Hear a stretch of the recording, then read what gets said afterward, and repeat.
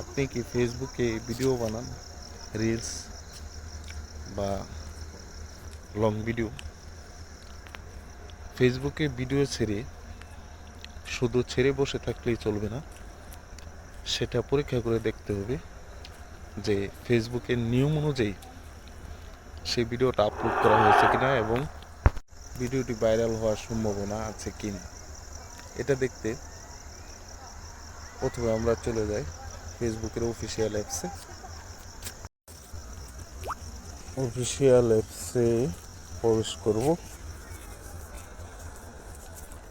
Official অ্যাপসে প্রবেশ করার পর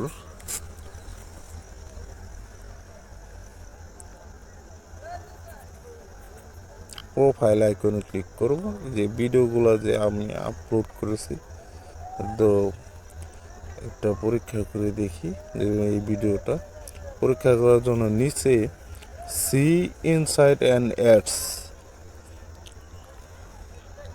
এটাই ক্লিক করতে হবে।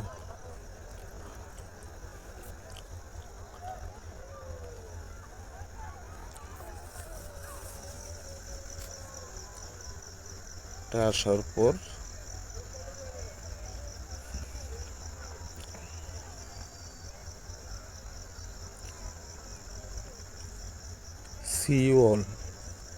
সিওল ক্লিক করতে হবে।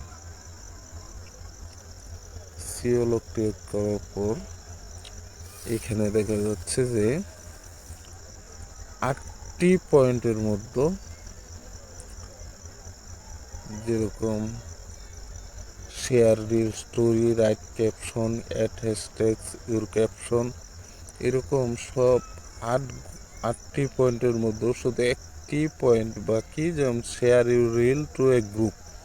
কিন্তু আমি আমার ভিডিওটা গ্রুপে শেয়ার করতে চাচ্ছি না। তবে এই ভিডিও থেকে এটা দেখা যায় যে এই ভিডিওটায় ফেসবুকের আমি একটি নিয়ম ব্যতীত, যেটা আমি করতেই চাই না, শেয়ার করতে চাই না রিলটি বিভিন্ন গ্রুপে, সেটি ব্যতীত আর সবগুলো নিয়ম মেনেই ভিডিওটা আমি আপলোড দিয়েছি।